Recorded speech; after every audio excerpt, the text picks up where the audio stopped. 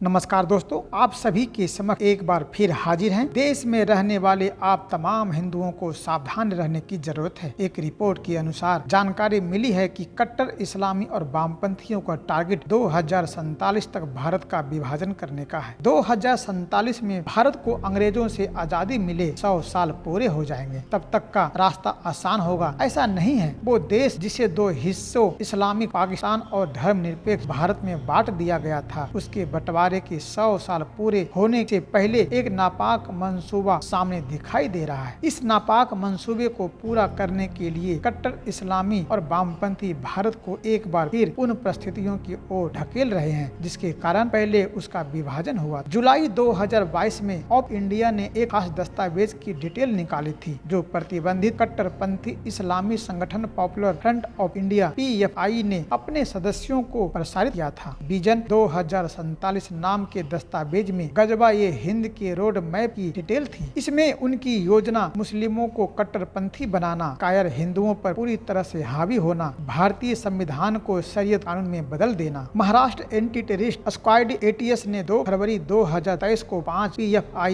आतंकवादियों के खिलाफ चार्जशीट दायर की, जिन्हें गैर कानूनी गतिविधियों और राष्ट्र के खिलाफ साजिश रचने के आरोप में प्रतिबंधित इस्लामिक संगठन के खिलाफ देशव्यापी छापेमारी के दौरान गिरफ्तार किया गया था। महाराष्ट्र ATS की मुंबई इकाई ने जिन 5 आरोपितों को गिरफ्तार किया उनके नाम है मजहर खान, सादिक शेख, मोहम्मद इकबाल खान, मोमिन मिस्त्री और आसिफ हुसैन खान। PFI के साथ इनका कनेक्शन था। यही नहीं, PFI के खिलाफ कार्रवाई शुरू होने के बाद से इस्लामिक संगठन से जुड़े 100 से अधिक आतंकवादियों को कई एजेंसियों ने गिरफ्तार किया है। महाराष्ट्र ATS द्वारा 5 आरोपितों को खिलाफ दायर चार्जशीट 600 से अधिक पन्नों की है। इसमें बताया गया है कि आरोपित 2047 तक भारत को एक इस्लामिक राष्ट्र में बदलने की दिशा में कैसे काम कर रहे थे। चार्जशीट में PFI के नापाक मंसूबों और उनकी योजनाओं को पूरा करने के लिए उनके गुर्गे के काम करने के खूंखार तरीकों को भी बताया गया। PFI और आतंकवादी संगठन के साथ काम करने वाले कट्टर इस्लामी देश के खिलाफ साजिश रच रहे थे। महाराष्ट्र के चेंबूर, धारावी, कुर्ला थाने, नेरुल, पनवेल और मुंब्रा में PFI सदस्यों द्वारा गुप्त बैठकें की गई। इन बैठकों में उन्होंने योजना बनाई कि देश के खिलाफ कैसे काम किया जाए, मुस्लिमों को कट्टरपंथी बनाने और 2047 तक भारत को एक इस्लामी राष्ट्र में बदलने के लिए साजिश भी रची गई। PFI ने मुसलमानों को अपने साजिश का हिस्सा बनाने के लिए उन्हें विश्वास दिलाने की योजना बनाई थी कि देश इस्लाम के खिलाफ काम कर रहा है और उन्हें हिंदुओं के खिलाफ एकजुट होना है। PFI का मंसूबा इस्लामी शरिया के साथ भारत के संविधान को बदलने की दिशा में काम करना है। वे भारत को इस्लामी राज्य बनाना चाहते हैं। वे चाहते थे कि मुस्लिमों को केवल मुस्लिम के ही रूप में जाना जाए, न कि भारतीयों के रूप में। PFI ने मुस्लिमों के खतरे में होने और उन पर अत्याचार होने के दुष्प्रचार को आगे बढ़ाया। PFI पैसा जुटाना चाहता था और भारतीय लोकतंत्र को खत्म करने के लिए विदेशी संगठनों से मदद लेना चाहता था। यही नहीं, भारत को इस्लामी राष्ट्र में बदलने की अपनी योजना को पूरा करना चाहता था। आरोपितों में से 2 कानून का ज्ञान था। वे उसी के अनुसार टीम का मार्गदर्शन कर रहे थे। आरोपितों में से एक मुस्लिम युवकों को भर्ती करने के खिलाफ था। साल 2047 PFI द्वारा दी गई केवल एक समय सीमा नहीं है, बल्कि वामपंथी भी सामाजिक न्याय की आड़ में भारत में अशांति फैलाने के लिए इसी तरह के एजेंडे को चला रहे हैं। 8 फरवरी 2023 को लेखक और शिक्षाविद राजीव मल्होत्रा ने हार्वर्ड में होने वाले एक कार्यक्रम के बारे में ट्वीट किया, जहां भारत पर जाति का ट्रायल होगा। उन्होंने ट्वीट किया कि कई भारतीय दानदाता इस कार्यक्रम को प्रायोजित कर रहे हैं। 11 फरवरी 2023 को आयोजित होने वाले इस कार्यक्रम का नाम हार्वर्ड 2023 में भारत सम्मेलन रखा गया। हार्वर्ड वेबसाइट पर इसके बारे में विवरण दिया गया है। हार्वर्ड में वार्षिक भारत सम्मेलन के दौरान होने वाली पैनल चर्चाओं में से एक का शीर्षक है 2047 तक जाति को खत्म करने के लिए क्या करना होगा। यहाँ यह कहना गलत नहीं होगा कि कट्टर इस्लामी और वामपंथी भारत में अशांति पैदा करने के लिए मिलकर काम कर रहे हैं।